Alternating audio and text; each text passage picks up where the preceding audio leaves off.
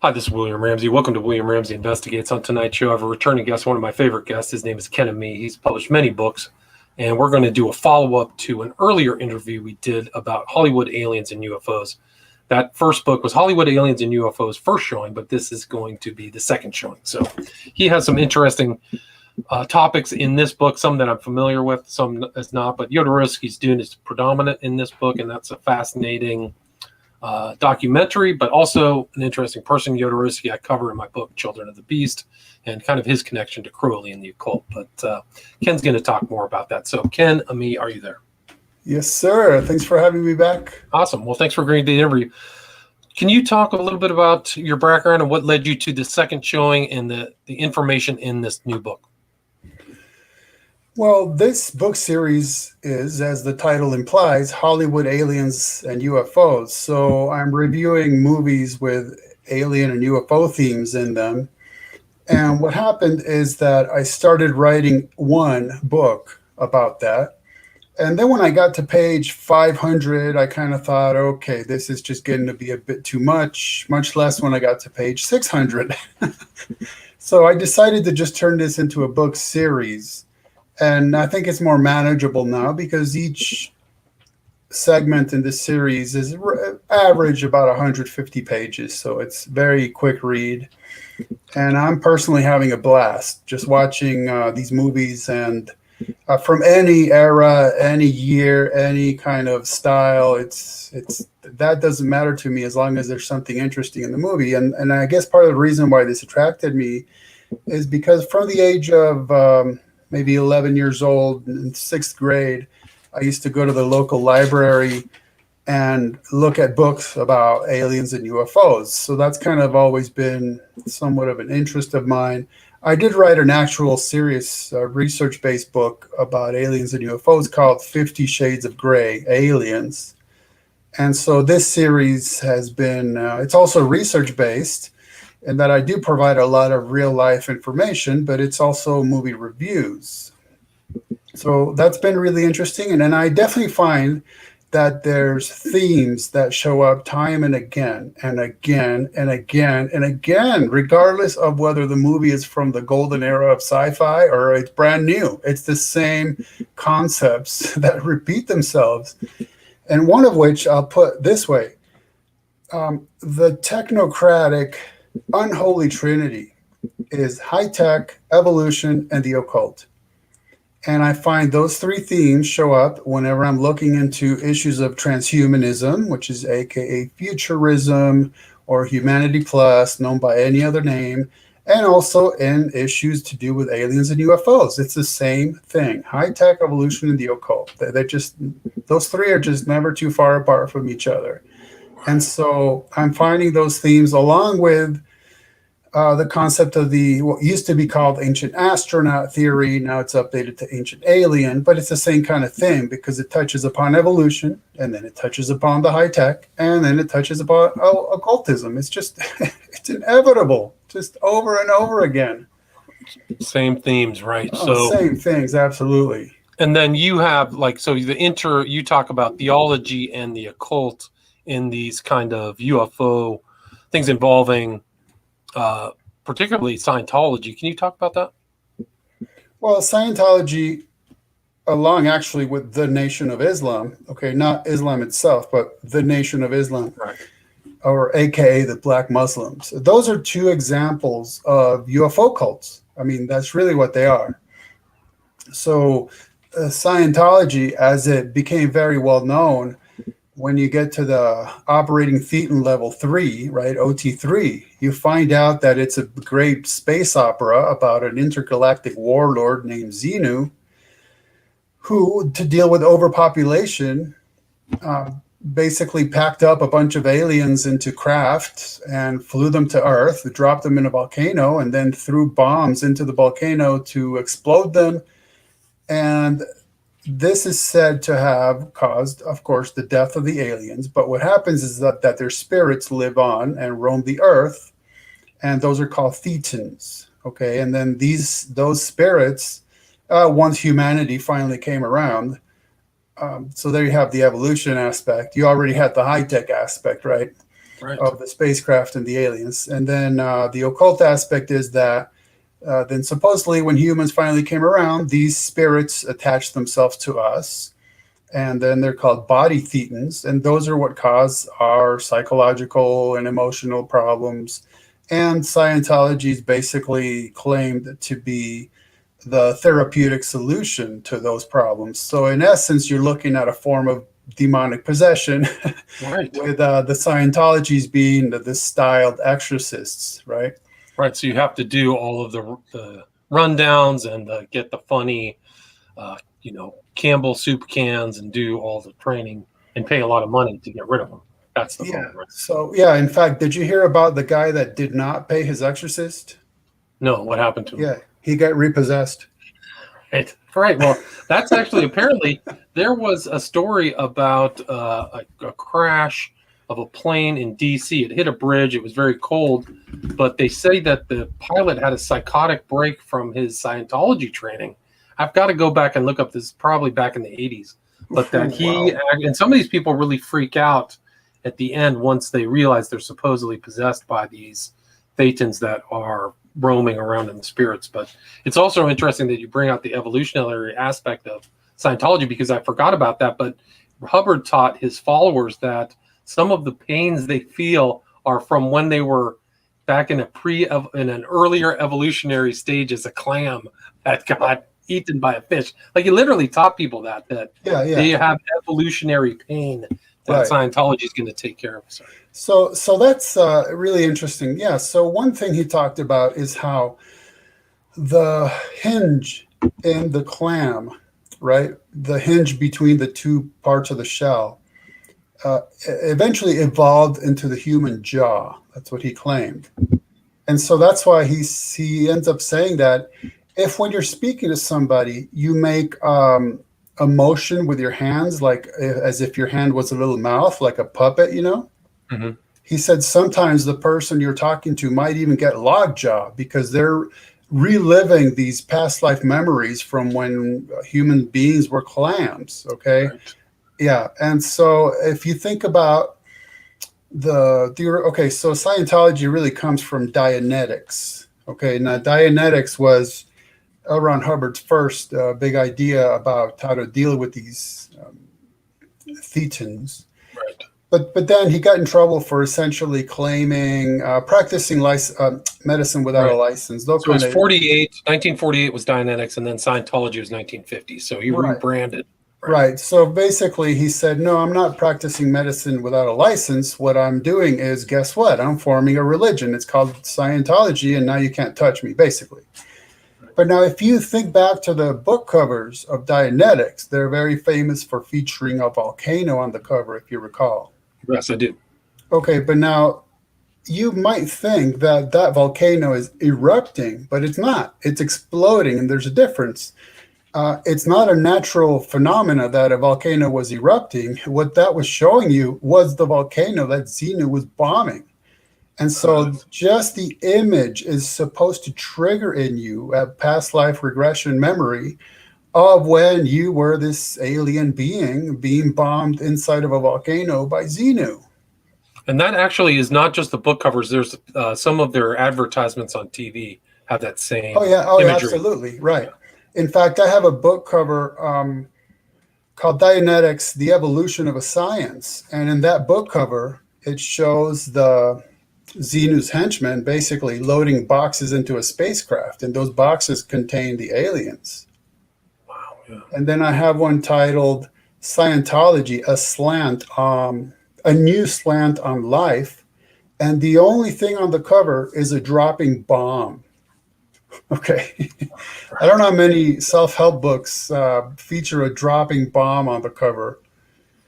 And then another version of Scientology, New Slant on Life, feature what you would think is Jesus on the cross. But the quotation on the cover says, man is being crucified by ignorance of himself.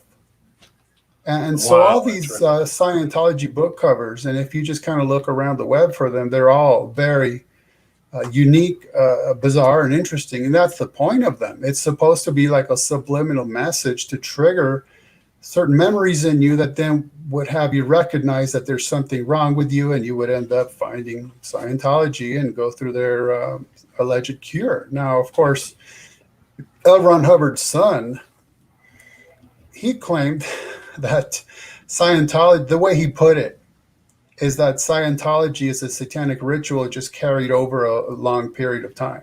Right. That's literally what he said. Okay. Right. He said a lot more than that. He said his dad used to fondle Crowley's writings, that his dad was into heavy drug use, black magic, Oh, yeah. just all kinds of crazy off the wall stuff. And he was there at the very beginning. So he was there from 50 to like 58 before he and his dad fell out. He had to change his name. Yeah. And so Ron Wolf, right? Wolf, Ron DeWolf, and all this stuff. And so they couldn't publish things back then, but so he had to kind of put his stuff out on Penthouse and things like that. And he was persecuted forever. Actually, I had a guest from Scientology, Jerry Armstrong, who was in there with Hubbard and knew Hubbard, and he is still being chased by Scientology to this day. Oh, yeah. And they took my interview with him and put it in a court case. So I actually got mentioned in a court case against Jerry Armstrong. Wow. And you can listen to that. People are interested in that interview. He's really one of the early people, in my opinion, much more important than Romani or some of these other people, because he was there with Hubbard on the boat and really had firsthand knowledge. He was very high up in the hierarchy there. Sorry. So, yeah. Well, this is just an example of how when you are reading a book by me, even though it's supposed to just be fun time movie reviews, I'm also getting into a lot of the serious background as to why we should be paying attention even to sci-fi movies that are just supposed to be you go and buy your popcorn and have fun for 2 hours watching it and you're done. Well, but there's a lot behind it and a lot of real life stuff behind it. Right. Agreed. So then the Nation of Islam, their cosmology features a scientist named Yaqub. And it's claimed he was born in Mecca 6,500 years ago. And he's referred to as a quote unquote big head scientist. So I don't know if that ties into the whole gray thing, gray alien thing, but he was said to have had a big head.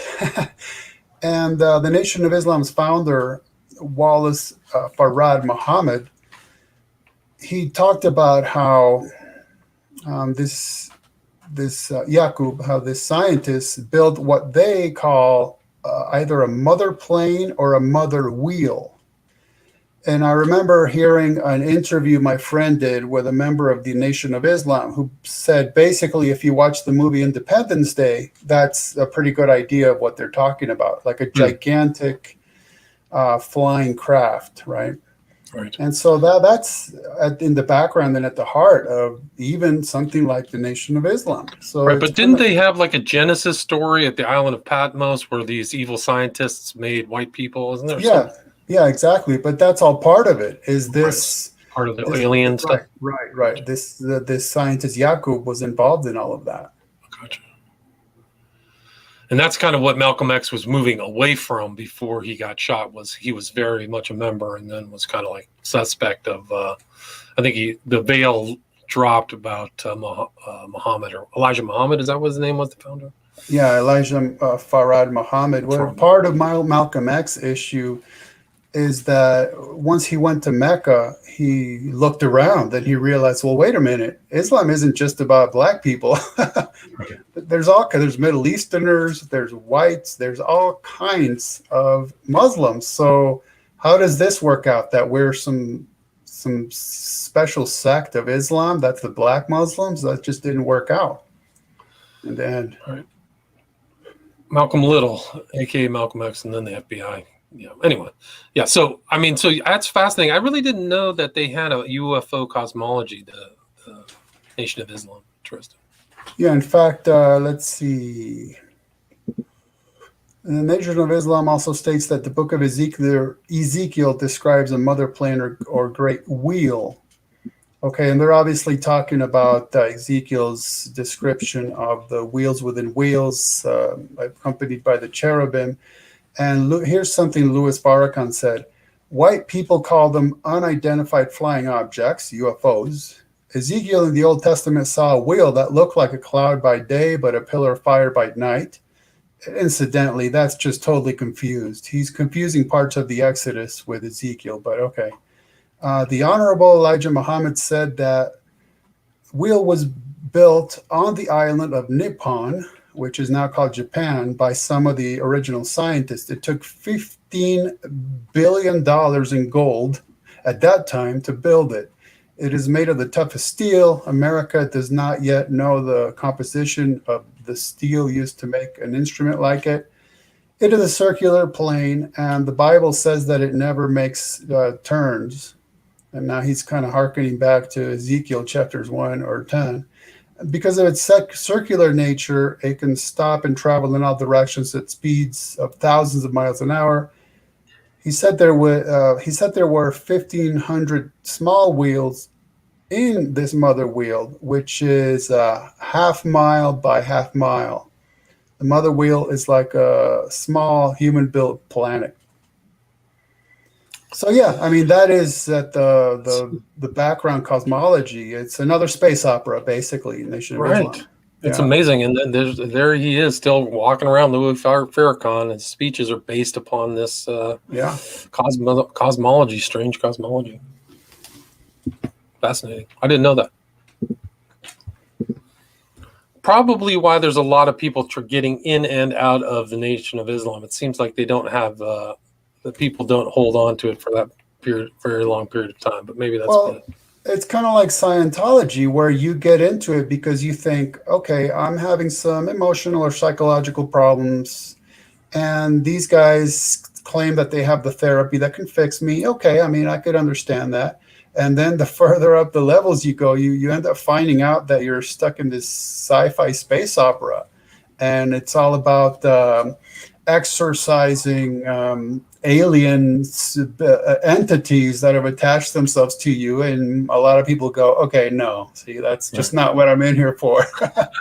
Well, the Nation of Islam also, okay, they do a lot of great work in the Black communities, and so people want to get involved and help out, and it's all this beneficial stuff. And they have like bakeries and kind of self-sustainable businesses and things like that. Right. And I mean, a lot of social justice stuff, a lot of community organizing, and then they end up finding out, wait a minute, you think that at least the white people or whoever came about by these genetic experiments all the time, and there's a UFO, and like, no, I'm not down for that, you know. So that's what happens with these groups. The further you go in, you either are fully on board, or you end up coming to your senses and thinking, this is not what I got in this for, right? Right. I think Elijah Muhammad had like a bunch of illegitimate children. He was definitely in the vein of a cult leader, in my opinion, much like Hubbard, I would say. Yeah, in fact, one thing that Ron Hubbard Jr. mentioned is that he found out he is a survivor of an abortion attempt by his own dad, L. Ron Hubbard. In other words, when L. Ron Hubbard, his wife was pregnant with him, L. Ron Hubbard himself personally attempted to abort him. Right, like it was some kind of like a literal, like what do you call it, like a wire hanger or something crazy, just craziness. Yeah, Hubbard was L. Ron Hubbard not well in his head. It's just amazing that these people get away with these cosmologies and they're not really exposed, not as much. I don't know why Farrakhan has any legitimacy in the Black community. I mean, I guess he has some, but at a certain point, I mean, it's definitely not Christianity. It's not some form of Baptist or anything like that. It's odd. Anyway. But again, part of it is because you can overlook someone's moral or logical failings if you see that they're doing good things in your community, right? So, I mean, hopefully at some point you'd have enough integrity to drop the whole thing, but it's kind of difficult to get away from when you're not in the best of cities or neighborhoods and someone's helping you and you don't want to rock that boat. You know, it's pretty sad, but that's just the reality of life on the ground. Well, that's my understanding of some of the Scientology splinter groups or whatever, the subgroups like Narcanon or some of these other things. They don't have they don't hit you with the heavy Scientology internal doctrines. They just say, oh yeah, we're here to help. We want to get you away from psychiatrists and get off of psych meds and blah, blah, blah. And then later on, it's like, oh, by the way, we want you to start taking some of these classes and tell you about this. And that's, yeah. So some people get out of Scientology that way anyway. Yeah. Do you want to talk about Jodorowsky's Dune? So what's interesting here, it's a movie review book, and the first movie I review is not actually a movie. It is actually a documentary about a movie that was never made.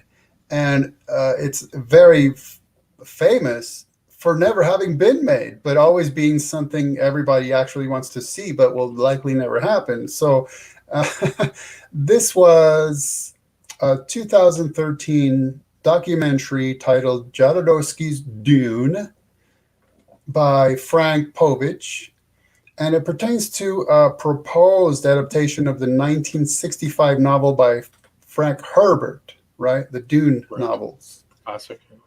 Now, a movie did end up being made from the novel, the 1984 version by David Lynch, because Jodorowsky's never got made. So a few decades later, Lynch was able to do it. But so this documentary is all about Jodorowsky telling the story about his ideas for the movie and how his preparations for the movie. I mean, he had cast people, he had people working on design. Basically, it was virtually ready to go. The only thing left to do was turn on the cameras, but it just never happened, right? Right. And he had like a really solid kind of artistic cast. You had people like Dan O'Bannon, like he was a special effects. You had Geiger or Giger, whatever, however you want to pronounce it, H.R. Geiger. So you had all these really, in the future, would be very well known kind of technical people in the background. But yeah, nobody. I forgot what the whole story was. Nobody. He didn't get financing or something like that. Well, yeah, I'll read you a little quote about that in a second. But Okay. what's important about O'Bannon and Giger is that they ended up becoming very famous for their work on Alien, Ridley Scott's Alien, right? Like later, right? So they Right. actually left that project and went right to Alien, if I remember correctly. Right. And what's interesting is that O'Bannon's wife, he's passed away, but O'Bannon's wife claims that he wrote his own version of a Necronomicon. Huh. And I emailed her once asking about that. Like, oh, I don't know if you still have it. Would you mind handing it over? Are you going to publish it? What's going on? But, I never heard back. But that's kind of interesting because of the kind of circles he traveled in. And, of course, Giger. If you could open a window into an alternate universe where full-blown technocratic transhumanism has actually occurred, that would be H.R. Giger's artwork right there. I mean, Nice. Again, a perfect combination of, guess what? High-tech evolution and the occult. Right. So true. Right there. He has like a B666 painting. He's got all kinds of stuff, and I think he was rumored to be an OTO member in Switzerland. So I think he had definitely the occult background, but all kinds of, he had all kinds of mirrors and all of the accoutrement of an occultist. Yeah, if you remember, years ago, I sent you a photo of one of his home studies, and he has a illustration of Crowley right there on the wall. And then, like you said, he ended up featuring Crowley in a couple of his paintings. Yeah, and I think he had a Liber Resh or Liber Aleph or one of these kind of other occult-inspired painting. So yeah, so he was definitely in that. Yeah, absolutely. In fact, there's it's not quite a painting. It's more like it's more like a sculpture that looks to be metal and part of it's painted. And I believe it's called Emblem for a Secret Society. Yes, and it's two hands making. They're coming after you, William. Yeah, they are. I said something wrong online. The election was stolen. So the artwork features two hands making what Jay-Z, the rapper, would nowadays call the Rockaware symbol, right, where it looks like a triangle. You're making a pyramid with your hands, basically. And that is actually an OTO hand gesture. There's just no question about it. Yes, it's So yeah, it's within all Crowley's. Yeah, all yeah, of his everything's all wrapped up in everything else, man, when it comes to this stuff. Yep. And And then Jodorowsky has a Crowley, something I can include that in Children of the Beast. Like he had all of Crowley's Equinox on his bookshelf, and he knows about Crowley and a blood drinker, a self-admitted blood drinker too. but I mean, one of the reasons I decided to review a documentary about a movie that was never made is that Jodorowsky is just very, very open about how for him this was like a mystical experience, an alchemical type of thing. It's very, very quote unquote spiritual. And one thing I thought to note is that in Jodorowsky's movie El Topo, it's really it's a Western movie. I mean, Western like cowboys, but very mystical and alchemical. So, for example, the movie begins with him riding his horse across the desert sands with his son on the back of the horse with him. But his son is completely naked except for a hat. And then they get off the horse and he hands his son his little toy and says, "Today you are 7 years old. Now you are a man. Bury your first toy and your mother's picture." So, I mean, instantly you know that there's something there that's alchemical. Like he's supposed to make this transition and lose his former self and come into sort of the enlightenment of his new persona. And then part of the movie's El Topo, part of the movie's premise is that the Jodorowsky character is supposed to travel around fighting all the master gunfighters and killing them one by one until he himself becomes the gunfighter. And once he achieves this, he becomes a cross-dressing drag queen guru. I mean, wow, wait a minute, what just happened here? Right? And then he's like literally sitting in a cave meditating, done up like a drag queen. Like, wait a minute, what just happened? I thought I was watching a Western. But then he goes on to reject that persona as well, by the way. And if you recall in his movie, in the Holy Mountain? Holy Mountain, sorry if I'm going to spoil it for you, but you've had decades to watch it. At the very end of the movie, it's absolutely alchemical. There's no question about it.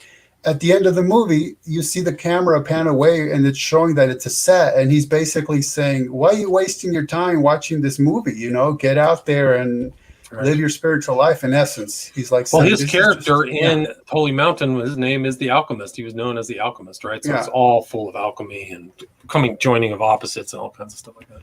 And so Jodorowsky makes all kinds of really interesting statements. So, for example, if the movie ever came to be, he was going to have his own real life son, Paul, play the part of the warrior, right? The prince warrior. Paul Atreides, right? Paul Atreides. Yeah, in El Topo, his son is playing that part. So he wanted his son to play a part in this movie. And you're right, Paul is the name of the character in Dune. So he says this, that he said to his son, you will keep in mind that Jodorowsky's, his first language is not English. So some of it is just slightly broken, right? You will make Paul, but you need to prepare as a warrior. So he says, I prepared my son to do the role exactly as Duke Leto prepared his son, right, in the story. I find a teacher for him. I have a very strong person. When we started, he was 12. Then I trained him in karate jiu-jitsu, Japanese style, a combination of karate, judo, aikido, Itemi, jiu-jitsu, 6 hours a day, 7 days a week for 2 years. Now, I exercise 5 days a week, okay? And let me tell you, 6 hours a day, 7 days a week is tremendous amount of physical work. Yeah. And he says, and all the people say to me, but what did you, but what you did, but why you are trying to change the mind of a child to make a superior person. I say, no, I was only awakening the creativity. I opened his mind. That's what I was doing. I don't know if I changed his life. Now I'm thinking why I did that. Sacrifice my son.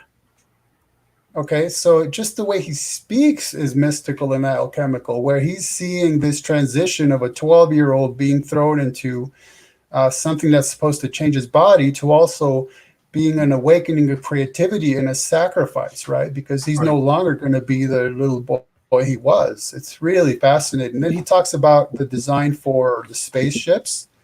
Every spaceship was a being, ship with soul, like beings. Okay, it's just really interesting how his whole worldview is like that. Yes. Yeah. He put his own imprint on Herbert's book. So he kind of changed everything. I think at the end he wanted to have it rain and things like that, which is not in. Well, yeah, I'll read you that right now. Man, his statement is good. Oh boy, his statement about that. Okay, this is what he says about that. Let me go back just a little. When Paul gets killed, he doesn't die because the Messiah is all about the humanity. The Messiah is all about the humanity can get enlightened. In the end, his mind is the mind of every person. He is a plural being. I am the others are me. And then if the whole humanity get enlightened, the earth changed. The planet of sand start to grow plants, animals, be like a paradise. Dune is a Messiah of the planets because is a planet with consciousness, with the same consciousness of Paul. And the planet go to the universe, as in traveling through it, to illuminate the other planets. And here's when he talks about the change. I changed the end of the book, evidently. In the book, it's a continuation. The planet never changed, is not awake with a cosmic consciousness, is not a Messiah, the planet. I did that. It's different. It was my Dune. When you make a picture, it must not respect the novel. Now get this. It's like you get married, no? You go to your wife, white, the woman is white. You take the woman. If you respect the woman, you will never have child. You need to open the costume and to rape the bride. And then you will have your picture. I was raping Frank Herbert, raping like this, but with love, with love. And then I came with that. It was such a beautiful object. Like, oh man, I feel like saying, speak for yourself, buddy. Yeah, no, I mean, it's really weird. And all the drawings too are super occult. There's all kinds of X's and weird insignia and drawings through this proposed, figures in the story. So like even the drawings of what wasn't made have interesting occult references in them. Let's mention that. Okay, so the thing is, he drew basically scene by scene the entire movie. Okay, so there are a couple of books that contain that artwork. So you could literally watch, in essence, going frame by frame. And so you can see all his ideas laid out on paper. Right. I mean, yeah, he had a different his vision did not seem to be in line with the book. Like his imagery to me was much different than what the imagery in the book. Would you agree with that? Have you read the book? I haven't. That's good. And guess what? He hadn't either. Okay, well, that makes sense. No. Okay. And it doesn't matter to him because his point is that he was going to take this story and make it himself. That's why he talked about that he raped him, because to him it just was a non-issue. His point was to get a vague idea of what the story was about and then make his own thing out of it, right? Gotcha. So it wasn't like I'm going to really make a story that's as close to the novel as possible. It just that it didn't matter to him. That just wasn't an issue. But let me read you another interesting thing he says.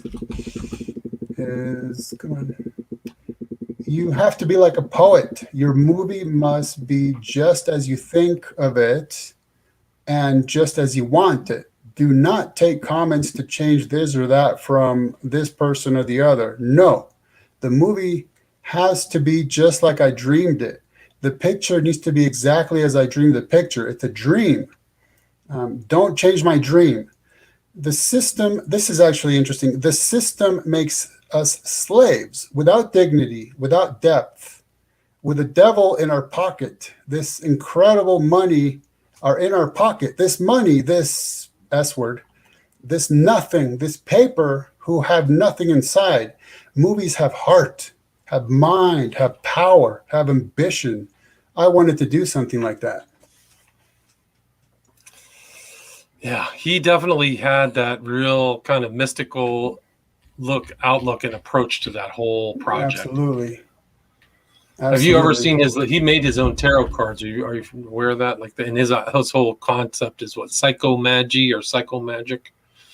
Yeah, that sounds familiar. I haven't looked at that for a while, but that definitely sounds familiar. But he's there flipping cards. He does a lot of, no, I wouldn't say it's like Marian Abramovich, but a lot of kind of live art type stuff, in front of crowds. So yeah, the only different, so performance art. What's that?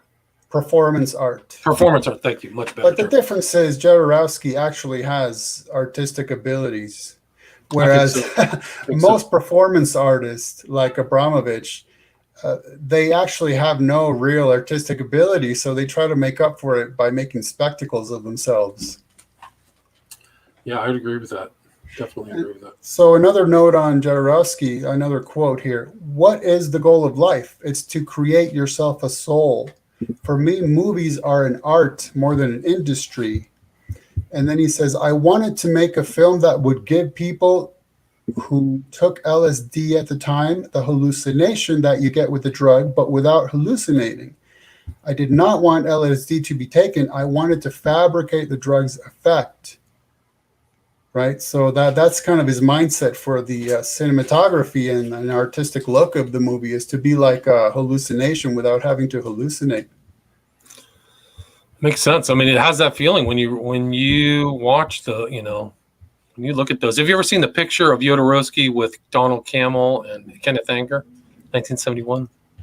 It's an interesting, just like a moment. I don't think so. Yeah, no, it's interesting because they were at some kind of art showing in London, but there he is with the guy who's a self-admitted warlock who follows Crowley, and a guy who literally sat on Crowley's knee, Campbell did, and was in Anger's movie. It was, was he in? He was in Lucifer Rising, yeah. Oh, yes. The infamous Lucifer Rising. Let's see. I'm trying to find my Jodorowsky stuff. Let's see. Where's the page? There's Jodorowsky. I'm trying to find this quote. But I think he had David Carradine, John Carradine's son, lined up to play Duke Leto for this show, too. So that was kind of interesting because Carradine was supposedly an OTO member in Hollywood. Here's what Jodorowsky said about blood. I know the taste of blood. I've eaten blood, human blood. By the time I decided to drink it, the blood had coagulated. I put my hand in the glass, scooped out the red gelatin, and devoured it. At first, it made me sick, nauseous. But almost immediately, I felt an exquisite pleasure. It was the finest food my mouth had ever been fed. Delicate, velvety, delicious. The next morning, I woke up with the smoothest complexion. Wow. And that's in Anarchy and Alchemy, the films of Alejandro Jodorowsky. That's really interesting because Kim Kardashian has been known to get blood facials. Right.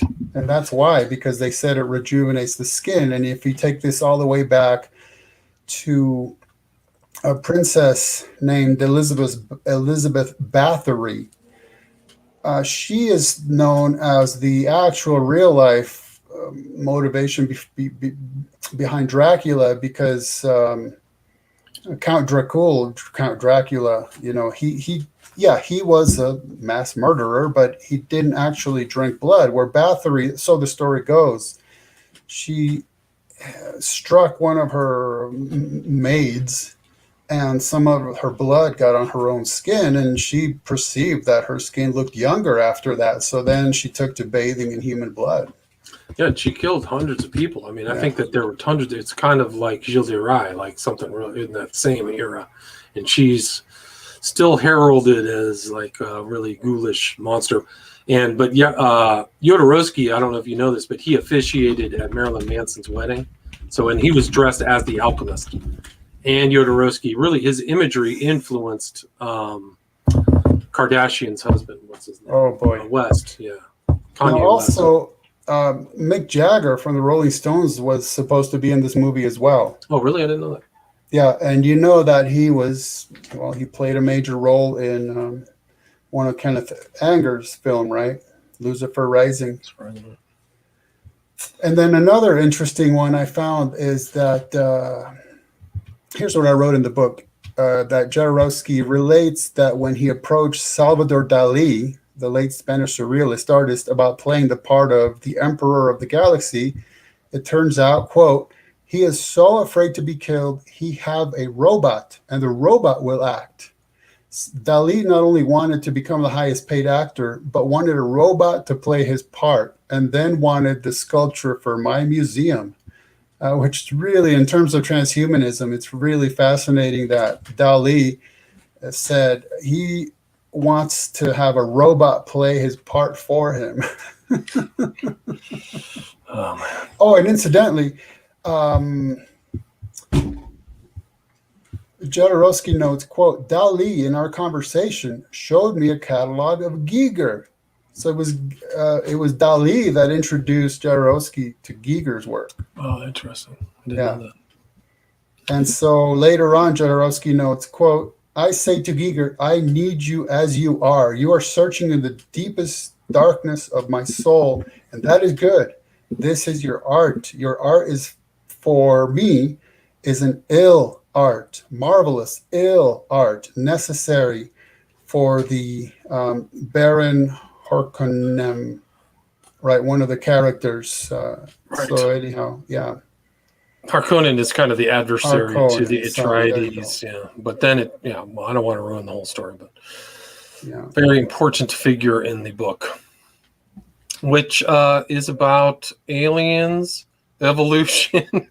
Yeah. It's the theme. If you read that book, it's all your themes are in there. Yep. High-tech evolution and the occult. There it is. Yeah. And I don't know so much of the occult, but definitely high tech and evolution. There's one whole kind of clique within Dune called the Bene Gesserit who manipulate evolution. Basically, they are very much involved in putting bloodlines together. And but then you have this whole subplot about this almost like a secret society of witches, right? Right, that's them, the Bene Gesserit. That's them. Okay, yeah. So they're part of like one of these big kind of groups that are all kind of conflicting. So there's the occult aspect, and then the spice having the effect on some of them or of causing paranormal abilities, right? Like telekinesis and all this stuff. Yeah. Longer age defying stuff. Yeah. So that kind of a drugs, it's there. Do you want to cover Life Force a little bit? Or I was going to say, okay, so Life Force, let me just say one thing. Okay. I can't recommend the movie because there's the first fourth maybe features nudity, and that's just going to be too tempting for a lot of people. So it's funny how I find that when I review some of these movies, there's times where I'm definitely looking away from the screen and just listening. Gotcha. So be Hollywood, right? But now speaking of O'Bannon, well, guess what? The movie Life Force, directed by Toby Hooper, 1985, it's accredited to having been written by Colin Wilson and Dan O'Bannon. Interesting. And Don Jacoby, with Michael Armstrong and Olaf Pooley being uncredited. So there's O'Bannon again, because of course he was very well known in the sci-fi scene. And Colin Wilson, well, we know he went on to write books about the occult and Crowley and all kinds of just incredible output. That guy wrote a ton of books. Yeah. Really interesting. And so in this case, the movie begins with a This is interesting because it's 1985 and they're featuring a space shuttle, which what then was like pretty new technology.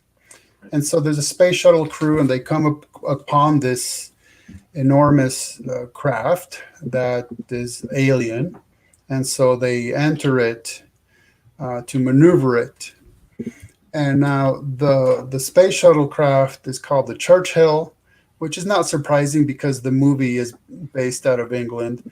And the first spacecraft it's said to be the first spacecraft equipped with a Nerva engine, which made me think of Minerva, the Roman goddess, right? So, I mean, instantly you're getting some weird stuff happening. They enter this craft and encounter that it's populated by beings that apparently passed away a long time ago because their bodies are very desiccated. It's like they're just shriveled up, mummy-like, Mm. And so those beings look like gigantic bats. I mean, gigantic meaning our size, like giant compared to the usual size of bats. They're like a bat-like species of aliens. But then the more they go into what I would call the unholy of unholies of the craft, then they find a room wherein there are all these crystal structures that contain bodies of what look just like human beings. And so this is where we encounter what the script just has as Space Girl. Okay, and Space Girl is the one that ends up naked for a fourth of the movie, but she's the feature, the feature character. So, long story short, they end up back on Earth, and it turns out that, kind of to give the movie away again, you've had since 1985 to watch it. Okay, so don't blame me if I blow it for you, but they end up back on Earth, and it turns out that these aliens really are bat-like creatures. It's just that they also have the capability of seeing into your mind. And the issue with these crystalline structures is that while the aliens outside of these structures were dead, the ones inside were like in a cryogenic type sleep, right? But even then, they can look into your mind. So they look into the mind of Colonel Kane, okay, a very notable name because obviously Cain and Abel. So Colonel Colin Kane. And basically what one of them did is to figure out that in his mind he had this picture of like an ideal woman of his dreams, right? So the alien manifested that for him, and it made him like crazy attracted to her. So that's part of the scheme. It's just like in the Stephen King novel It, with this being that's really undescribable, but it can look into your mind and discern your deepest fear and manifest itself to you as that which you fear most, where in this case it's the opposite. They're going to appear to you as the thing you desire the most. Interesting. So it attracts you to them, right? And so as it turns out, these are basically a form of alien vampires. But it's not hemoglobic vampirism where they're drinking blood. It's energy, right? Like people call them psychic vampires, where they're sucking your life force. That's where the movie title comes from. They're sucking your life force. And so there's a lot of really interesting aspects of this in terms of discussions in the movie about what is death, what does it mean to be basically siphoning life force from another being to feed yourself. And some of these posters for this movie is something else, like an eyeball looking over the earth. Yeah. Oh yeah, very, very sort of symbolic and telling as well. Well, I got to wrap this up. Is there anything you'd like to add? Anything I missed? Where can people find this book? And you have a new website, right? No, it's not a new website. It's just an updated one. So you have an updated website. Yes. But they could buy this book at their Hollywood Aliens and UFO second showing? Right. So just if they go to my website, I have a listing of all my books. And of course, it's always better to buy from independent authors. But if you must, you can also go to places like Amazon. Gotcha. And it's truefreethinker.com, right? Yes, sir. www.truefreethinker. Again, it's Ken Ammi, Hollywood Aliens and UFOs, second showing. Thanks so much for your time, Ken. Thanks for having me. All right, take care.